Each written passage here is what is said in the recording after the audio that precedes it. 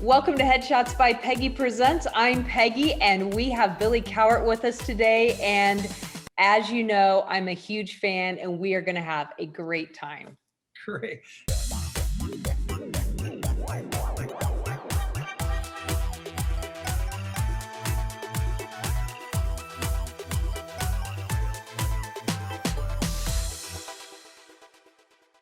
Let's go, bud. Right here.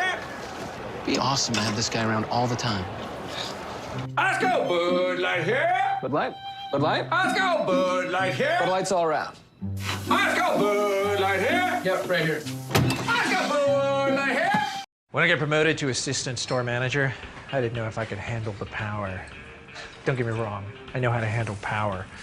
At home, I've got all kinds of energy-saving tools that allow me to monitor my electricity, so I think I've got a kung fu grip on power. I didn't hit a driver. What? I hit a 5-iron. The magazine said hit a 5-iron to get safely on the fairway. Did it also tell you to wash behind your ears? No. Wait 2 hours after eating to swim? Actually, that's a good idea. Oh my. Do you know what you have here? This is a very special piece, an original chicken sandwich, BLT edition. It was my grandfather's. Yes. Notice the tomato, the bacon, the pepper flakes. This. What is 30 plus what? Yes. 31? That's right. Yes. I was wrong. This is where you belong. Now go before I change my mind.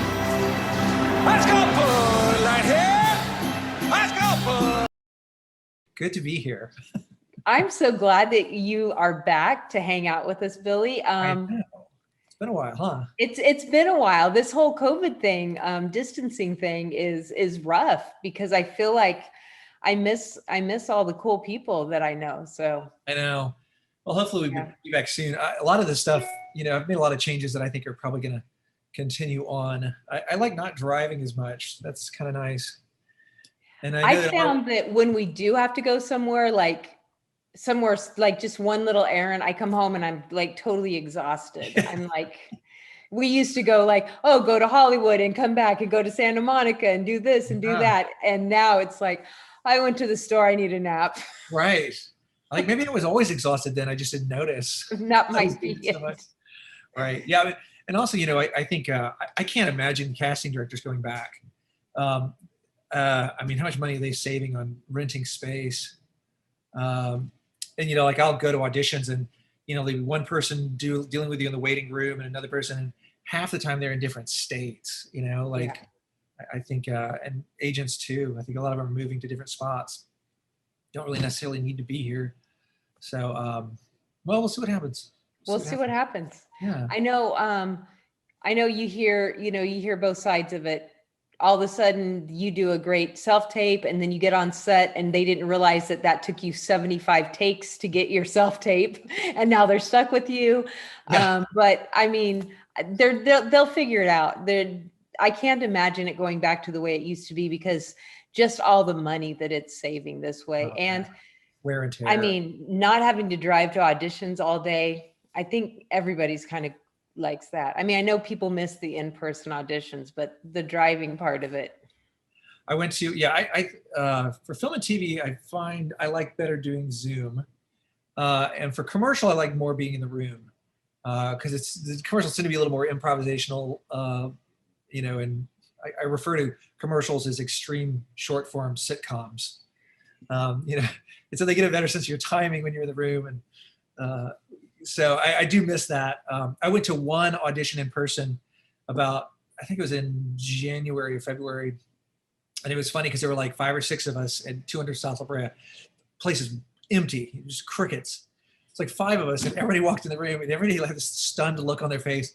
And we all started comparing notes and everybody had gotten lost or missed their exit or thought they had gone to, like 2 people went to the wrong place. And we were just so out of practice going to these places that we go week after week after week that everyone got lost. It was really funny.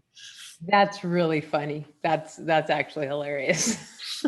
It's funny to me, like how I go to a butcher that's in Hollywood, and I was driving there and I was like, I remember this place. Like, I remember being around here. All these new buildings. And, it looks so different when it's not packed with people and traffic, Yeah. and it's like, oh, but it's starting to come back. The traffic's back. So yeah, Why did that come back first? I don't know. Well, that was literally the first thing that came back. I think I'm like, people aren't even to work. Where is all this traffic? But yeah. So how many commercials have you done? Like how many, do you even know? No, I don't know. I mean, I've always, it seems like I've had one on the air, without a break for probably the last 10 to 15 years. I mean, I believe it. That is crazy. Yeah, as many as 4 at a time. It's good. Like it's you don't work as many days, but it's pays the bills. I think commercials, like, anybody that stuffs their nose at a commercial is crazy, because Oh yeah. I think A, they're fun, like, and B, they pay really well. Yeah, a lot of these crews too. Like you get into these groups. Like when I did the Progressive commercial, they've done over 200 commercials together, and they've got lots of money. So they literally don't even have to say stuff. The second AD never yells. It's like those long running TV shows, because it literally is like, well, they've done 250 episodes of, flow or whatever. So yeah, that's like a tightly oiled machine, and they're a lot of fun. Most of the stuff I do is funny. So they hire a lot of improv actors, and nobody ever wants to go back to their trailer, because you're sitting around watching funny people. It's like a free show for 15 hours. That's funny. I love the Super Bowl ad. I did the Super Bowl ad with all of the Bud Light legends, which I made legend status, I guess, for my little thing a couple years ago. I thought you were legend status already, but Bud Light made it official. Billy Cowart is a legend. Well, what's funny is everybody in that had booked a major campaign, and so you had all these really funny people that had, been there. Like, I love you, man, and yes, I am, and all those guys, medieval people and dillies, and so that was, and then Post Malone and Cedric were hilarious and wonderful. But yeah, like sometimes you get in these environments, and it's just, a day on the set is like a week in your regular life. So I consider work days vacation days. Exactly. That's where the fun happens. Yeah, it's like I'm gonna watch the show, say my words. That's so funny. What I thought I'd do today is I have a lot of tricks for big booking commercials, and I actually got it down pretty much to a science. And actually, let's see if I can share my screen. Oh, will you let me share my screen? I will let you share your screen. I'll pull something up so we can kind of go through really quickly. Did that allow you to share it? Did I do it? Yes, it did. Perfect. Okay. So this is what I want to show. So this is the 2 types of psychology that advertisers use when they're writing commercials. And I find that for me, the most part is like, once I understand the copy, it's very simple. It's very quick. Like I know what they're selling. I know how to sell it. Let me go in there and show you how to do this. And usually it goes well. But a lot of people read copy and they go like, why am I saying that? So what I'm going to do is I'm going to go through the 2 types of psychology that they use. And then I just grabbed a set of a random commercial, and I'll show you how to apply it.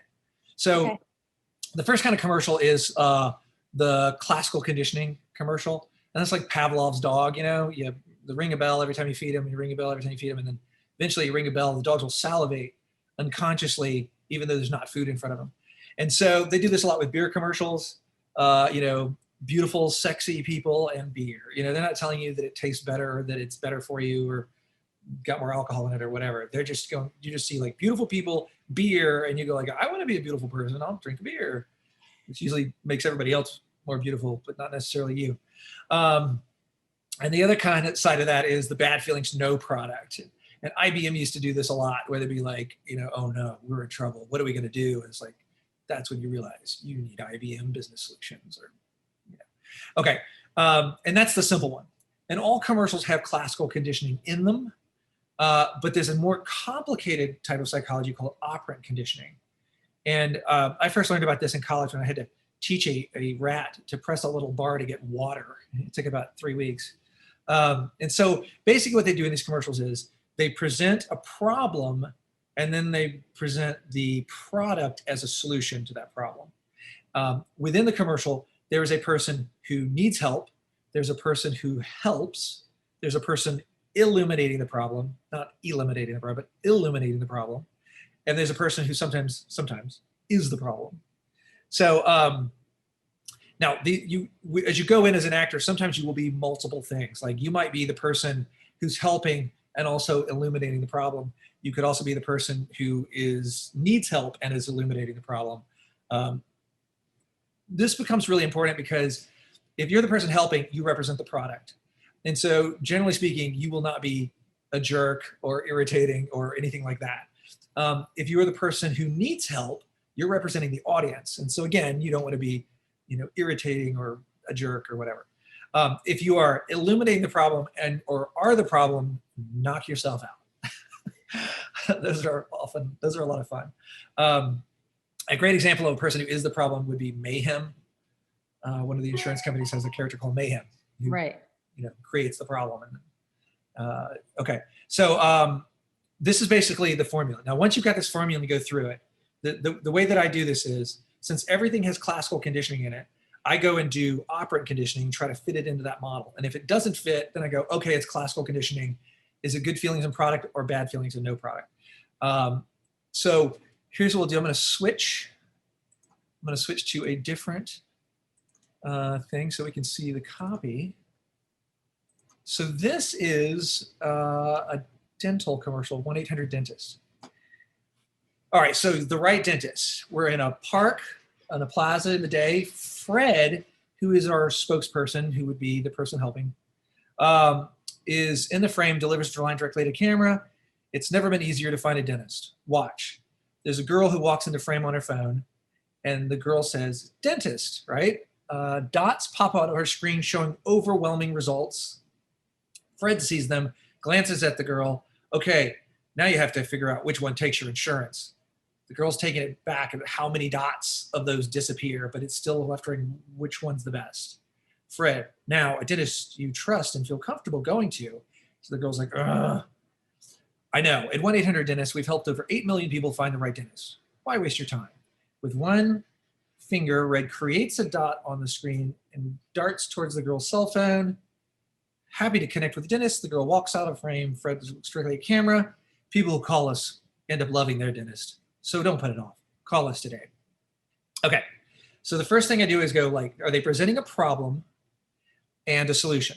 So what would you say the problem is? There's too many dentists to choose from. You don't know which one you should pick. Right. It's so instead of a needle in a haystack, it's like a needle in a needle stack.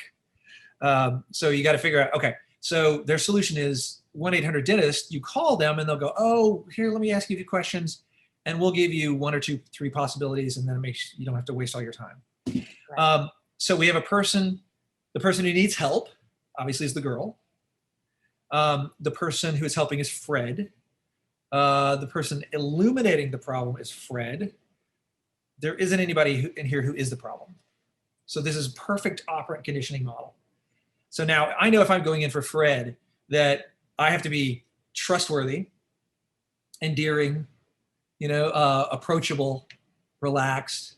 And then if I wouldn't be going in for the girl, but if you were going in for the girls, the things that you need to do is like, first of all, you need to experience the frustration and overwhelm. And then you're going to take this journey, like my rat did, of going from not knowing anything to knowing something and going from distress to being happy and satisfied. Does that make sense? Yeah. And this is very powerful psychology. This is they're convincing you of stuff that isn't true, so you'll buy stuff you don't need with money you don't have. And so they have to use pretty powerful psychology. So the next thing that I do after I figured the commercial out, I go, I'm Fred or whatever it is. And this is critical. In the operant conditioning model, there's something called a button. And a button is the but-um-bump at the end. And you'll see this with almost all of the funny commercials. Flo always has a funny thing to say at the end, or Jamie always has something funny to say at the end. There's always some little thing that gets thrown out. what actors who haven't booked commercial before, the main thing you need to understand is when you're watching those commercials, the buttons that you see are usually not in the script when you go into audition. They're made up on the spot, either by the actor. A lot of times there's the Judd Apatow directing method is what a lot of the directors use now. They just have a stack of paper with one-liners, and you'll be standing there and they'll just yell stuff out and for you to say, and you just say what they just keep saying all these random things, and eventually they pick over whatever's funniest. But going into the audition, they need to understand that you have the timing. And so when I'm in the lobby or when I'm waiting to audition, all I do after that point is write buttons until I go in. And they'll usually have you do it twice. So you gotta have a minimum of 2 buttons. I usually have 3. So for Fred, at the end of this, people call us into loving their dentist. So don't put it off. Call us today. And then I would do a looking for a dentist. Hey, can I talk to you? Or I need to go to the dentist, or whatever. So you cover these little lines. For the girl, her button is going to be right after it says she's happy now that she's connected with a dentist and walks off frame. Right before you walk off, as the girl, you should say something like, "Oh, teeth, you can thank me tomorrow," or "Oh, my smile's already improving," something like that. And what that does is that it creates a little click and a bump, and then that's generally what'll get you the call back. So that is the most important thing about booking commercials, is those 2 things that I just did: understanding the copy and having buttons ready. That's it. That's it. You're done. You can go and book your commercials now. We did it. You go book some commercials. I want to see your face on my TV, dang it. That's really good. The thing I like the most about you is that you approach acting in a psychological way. You always because it is, if you think about just the subtle things, and when you understand human nature, and commercials are manipulating people. Yes. As are films and TV shows. We go to the movies to be manipulated, right? Exactly. To have our emotions manipulated, to be, we get all excited, we get really sad, we cry, we experience this roller coaster of emotions while literally doing nothing, And so the whole film industry is about manipulating people. And if you understand that as an actor, and you go into your audition and you can manipulate the casting directors, the directors, then they're like, okay, you belong in this. We see it. We felt it. We felt that emotion that you wanted us to feel. Yeah. And that's really what it's about. And I love that you always have the psychology behind why we do things. Yeah, it's mostly just because I get frustrated when I don't understand something. So I've always done that. I just go, well, this makes no sense to me. And I get frustrated and I go and I dig. And generally speaking, when you find something like that, one of these gems, it is cross-disciplinary, meaning it's universal. So these kind of psychologies are in advertising, but they're in other things in the world too. And, if you want to take people on a journey, tell them a little bit about your story before you start, or but there's universalities, and once you find those universalities, those commonalities, generally you'll find that there aren't exceptions to them, that they fit generally every time. And so, and when they don't, then you get frustrated and you go dig and figure out why. Yeah. Okay, so why doesn't this exactly? No, there are commercials. So for example, you may go into a commercial and you go this doesn't really fit operant conditioning that well. They're missing this last element, or it's classical conditioning, but it's not really strong feelings about the product. And it's not that this formula is wrong, it's that they're not using good psychology in their advertising. They've just written it weak. And a lot of times you'll find out that those commercials just don't do well, or they don't air at all. Good point. Don't test well. But the principle still stands. When you apply the principles, you go into your audition, you have your button, you understand what emotions, because I know Merrick has gotten commercials before, and I'll read with him and I'm like, this makes no sense at all. Why are you saying this? This is so stupid. Yeah. And then later you see it air and you're like, oh, okay, I get it. That's kind of funny. Yeah. That's why I created it as a structure. So this is literally something that you can plug into, like you could like flip this up and go like, okay, is there a problem? And sometimes that's you're like, what is the problem? And sometimes, for example, in this commercial too, since Fred is talking directly to the camera, the people in the audience can also be considered one of the people in the commercial. So the person in the audience is also the person that needs help. Right. So it's kind of split between the girl and the people watching the commercial. And so you can think about it that way too. Like, okay, so if I'm Fred, I'm helping the people in the audience as much as I'm helping her. Right. I want you to know as well as. Right. And that sometimes the operant conditioning model, sometimes there isn't a girl there. But it's just like, can't find a dentist. They're talking to you. In which case, it's still the operant conditioning model because the audience member is a part of it and it completes the checklist. It completes the checklist. But it makes, like I said, the thing about this is, there was one commercial I did, and I tried to fit it into this model. It was for a power company in Texas. And it was this guy who was like, and I got my thing from when I became assistant store manager, I really learned about power, and he talks about like, I've got all these tools where I can control my utilities and, meter my whatever and all this stuff, and then at the end, there's a girl mopping in the background. He's like, you missed a spot. But I'm reading the commercial and I'm like, he's not helping anybody. He's an idiot. What is that? And I kept by trying to fit this into the model. I'm like, what are they selling and how are they selling it? And by trying to force it in this model, it finally dawned on me that the commercial was basically, I know you think doing the internet stuff with your bills is hard, but this idiot can do it, so you probably can too. And I went into the audition and I did it, and the guy was like, oh my God, you get it. Like, yeah. He's like, hang on. And he ran down the hall, and then he ran back and he goes, okay, do it again. And this time, and he said something, I don't know what he was saying. And he was, you know what I mean? I was like, no. And he goes, hey, yeah, you do. Go ahead. And I did it again. He was like, great. And I guess he had run down to tell the casting director to watch the monitor. And then it was right before Thanksgiving, and I was out of town. I was up in Washington, and I get a phone call. They're like, you have a call back. I'm like, I'm not there. And they're like, what? I was like, it's the day after Thanksgiving or whatever. And they're like, well, okay, when do you get back? And I said, I get back or whatever. And then they called and said, when does your plane land? And this was after the callback. And I was like, at like 4, maybe I could be there by 7. She goes, okay, hang on. And she called back and goes, never mind. They booked you. I know you missed the callback, but they just booked you. And I was like, callback was too much of a trouble for them. Yeah, well, I think what it is, they got a callback, and again, they had this issue that people couldn't figure out how they were selling it. And so they eventually just like, well, what about that last guy? And they just, they saw the first tape again, and it was like, that's it, he's got it.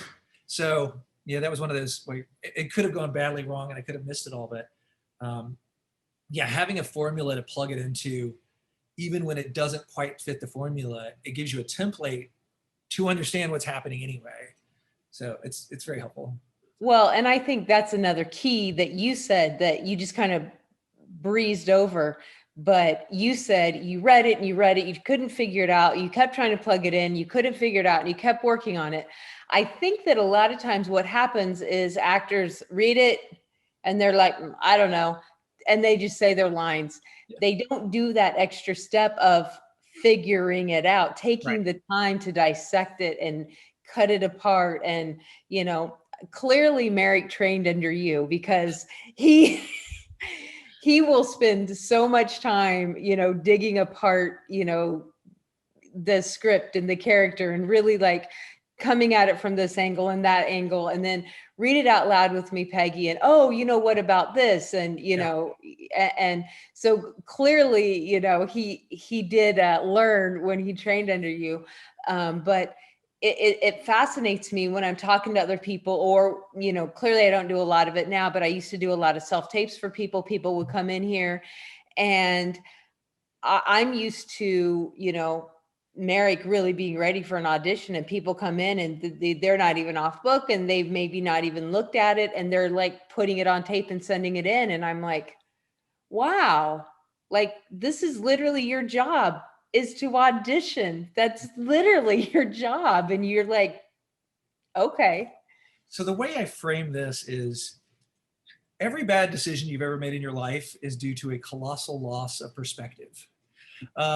Like, remember that person you went out with, and at the time, all your friends were going, why are you going out? And you were like, no, you just don't know. And now you look back and you're like, what was I thinking, right? Yeah, I married him. No, Several decades ago. no. So, so what happens Clearly is, he's gone now. yeah. Anybody who doesn't know me and just Okay. popped into that. So what it is you can't see the forest for the trees, you know? Exactly. And so the problem with actors is, so perspective, if you start at a broad perspective, you can go to the details very quickly and easily. It takes no time and no effort. But if you start deep in the details, it takes time or multiple points of view to get you back up to the place of being able to see the gestalt of it, of what's really happening.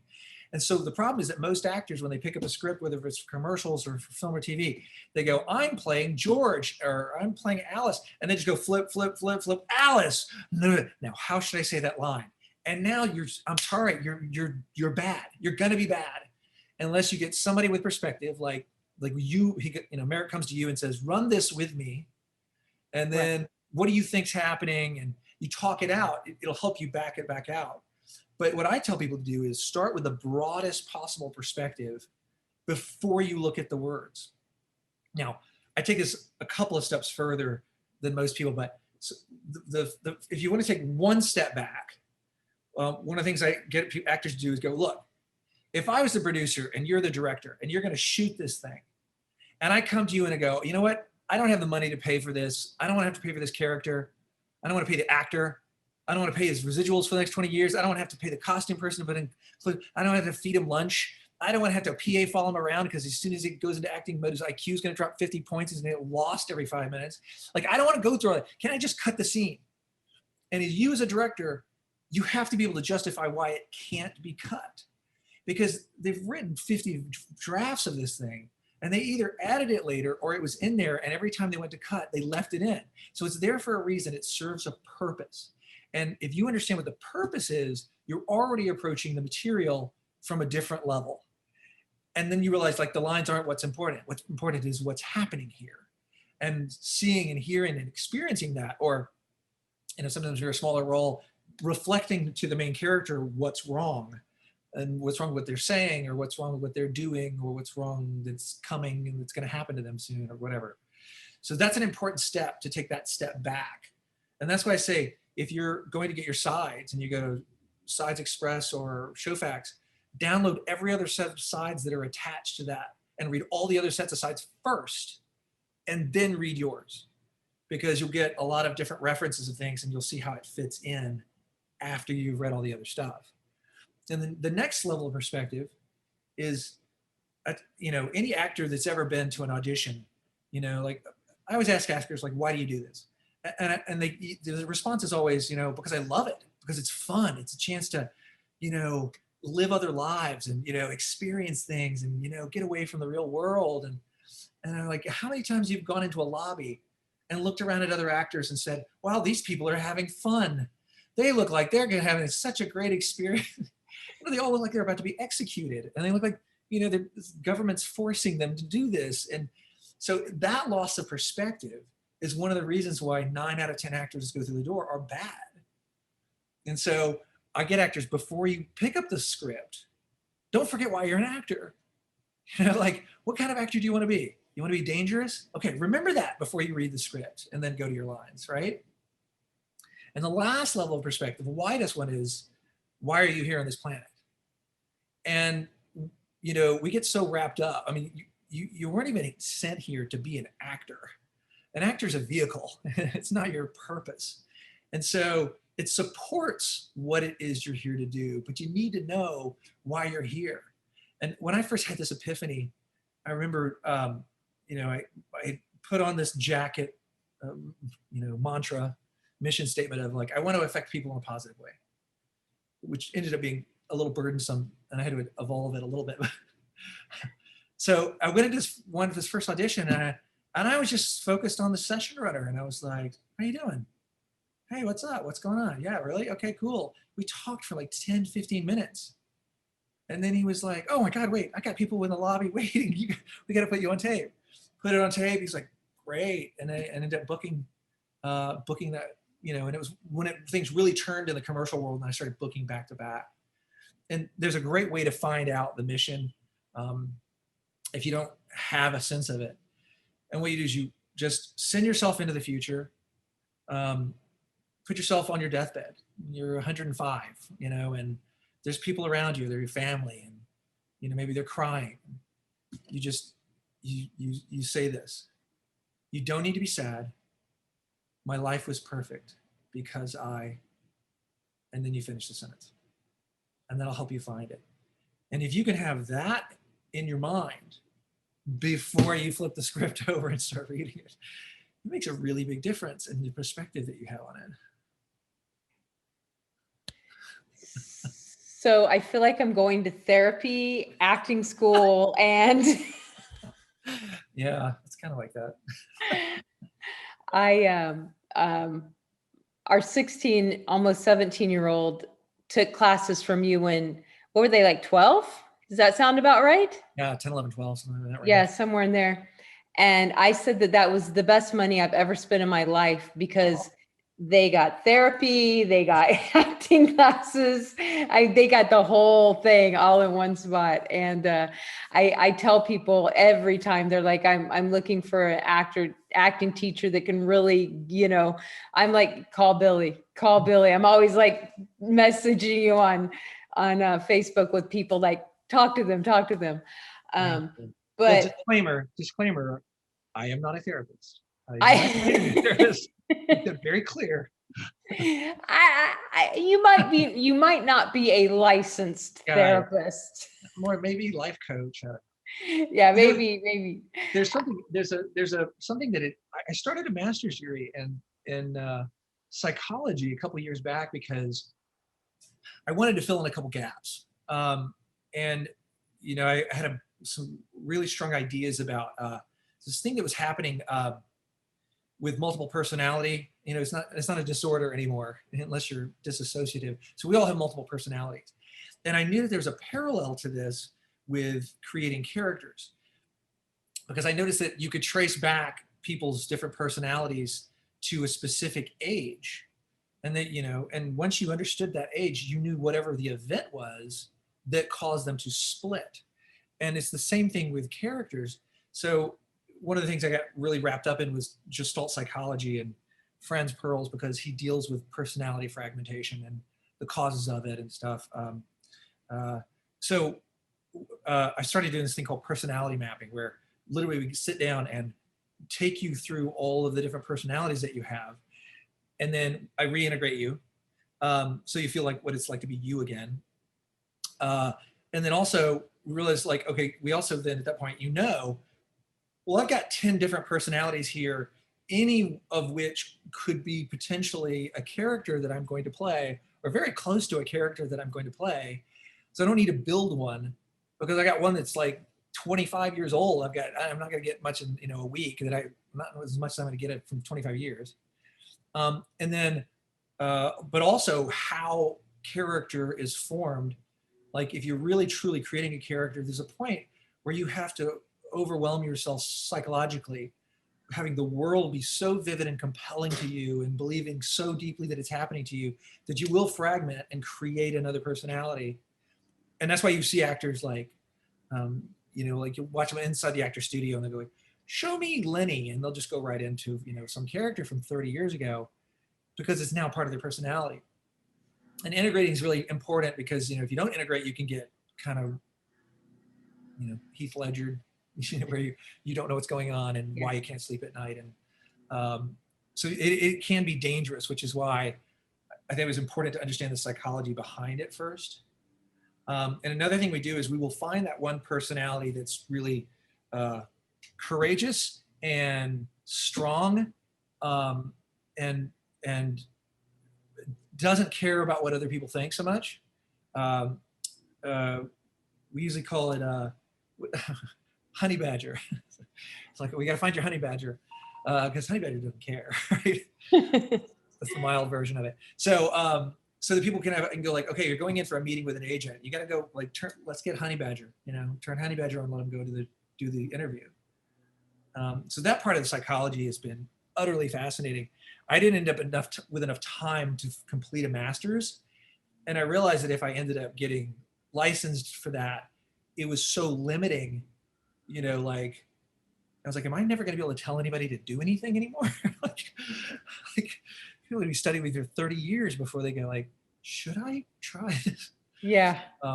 So it was kind of limiting. And I thought, I understand a lot of this stuff now, but I want to be able to tell people like, stop moving your eyebrows. You look insecure. Like, stop pounding nails with your head when you're listening. Just stay still. Exactly. Yeah. But yeah, the psychology of it is fascinating. And the more I do it, the more fun that part is. And like watching shows now too, the manipulations that they use. And you see so much, like I was watching this one series and I'm like, wow, it's like 2 or 3 of the characters are literally narcissistic personality disorder. They're totally detached, doing 180s, like borderline. And it's fun to pick it apart and go like, wow, it's really real. That's kind of what they're like. So how about all that? Well, I think you're right though. If you were to be licensed and certified, then you wouldn't be able to, just tell people to do stuff, because you would be held accountable on a medical. So I think you're at the perfect level that you can still tell people what to do. Yeah. Without and easily say, I'm not a medical professional. I keep everything in confidence, but I'm not required to keep everything in confidence. So, just because you're too scared to tell people that these things about other people, it's got to be in confidence. Well, like there are instances where I'll be like, I shoot video of doing the personality mapping, and sometimes I'll be like, hey, can I have your permission to show this to other people so that they can see, like the epiphanies that you're having through this process, just as a teaching tool. Some people say yes, and some people say no, and then I don't use anything where they say no. But yeah, it's amazing. Like people trace stuff back to their childhood and all the little events in their life that created who they are today, and they can turn them on in a second. Like literally, like become that sad little girl, or that fiery, raging, animal that they found when their mom and dad got divorced when they were 15. And when they get mad, they feel 15. That's funny. It's an extraordinary process. I've kind of been dabbling in some of that with my health coach, because I have a chronic pain issue, and she's really believes that all chronic issues relate back to traumatic instances, times in your life. So that's really the whole psychology of how our bodies work, and the memory that every cell in our body has it's really phenomenal. And to take all that knowledge and say, hey, this is real, this is what it works, apply it to becoming a phenomenal actor I just think that you have such an amazing way of looking at this and using science and psychology to get what you need, to be a working, successful actor. I mean, to have as many, I would love to know the number of commercials that you've had in the last 10 years. It's, I see you everywhere all the time. I'm like, I know him. I know him. And so, yeah, it's, I'm reading a book right now called Range. There's this thing that's always bothered me, and it bothers a lot of actors. And it's because a lot of us feel like we're a jack of all trades and master at none. And there's that feeling of, why can't I just be really good at one thing, but then I want to go write and I want to direct and but I really love animals and I just love psychology or whatever. So, but what they've discovered over time is that people that have that wide range tend to be the people that make the biggest mark.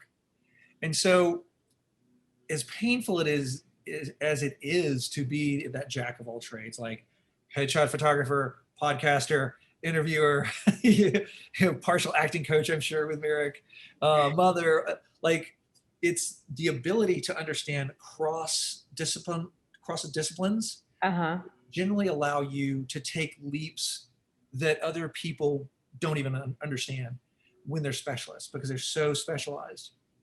So they found kids that, like, if you don't, instead of giving them like learn the piano and just focus on the piano, if you go like, we're going to study the piano, but we're also going to study guitar, and you don't have to master anything, just okay. And then I want you to play the clarinet.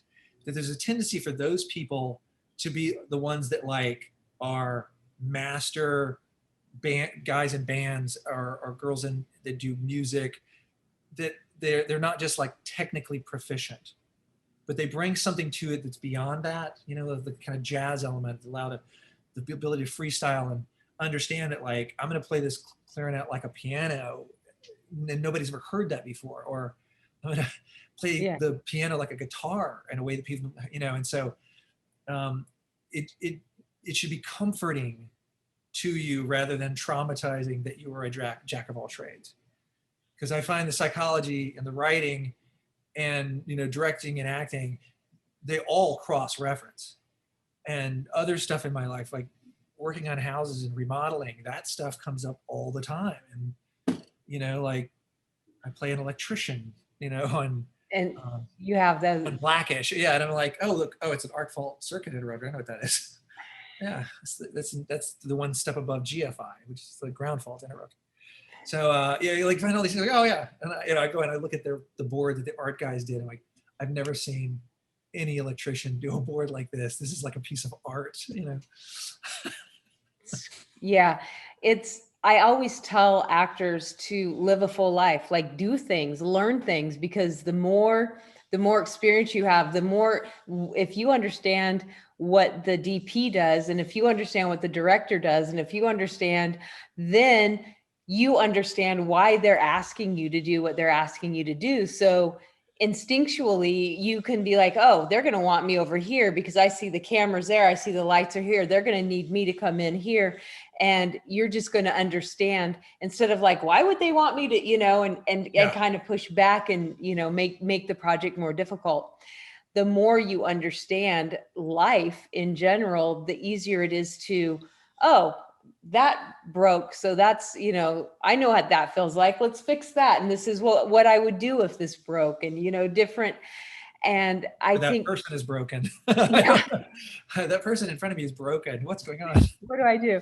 And to me, that just seems logical. And I like that you, a lot of things to me just seems like it makes sense. You articulate. And I think that is why I like you so much, because it's like, what he said, that's what I've been trying to say, but didn't have the right words. Do what he says. That's very flattering. Thank you very much.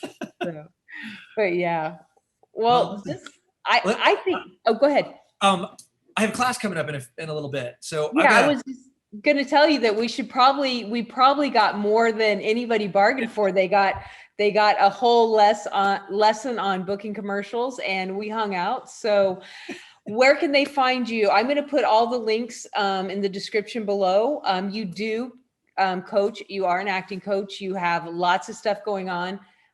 You are on social media, kind of. I don't.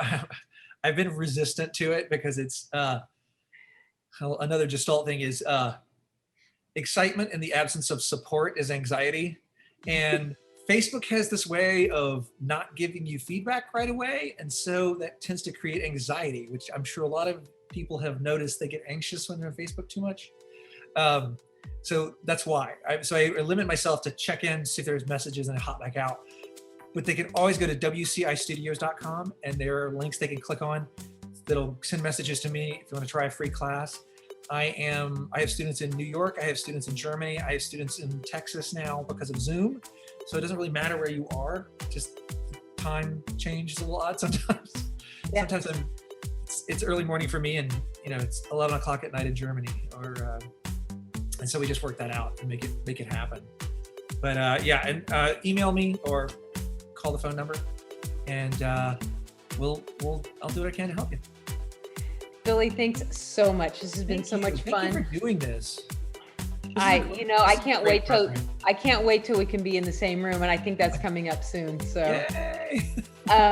But make sure you guys share this with everyone that you know, because Billy, you dropped some treasures today. This was some really, really good stuff. So share this with everyone. Leave us tons of comments, but most importantly, have an amazing week. I'll see you next week. Bye, guys. Thank you. Bye. Bye, Peggy.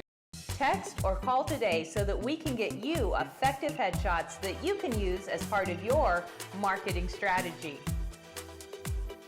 Headshots by Peggy. How can I help you?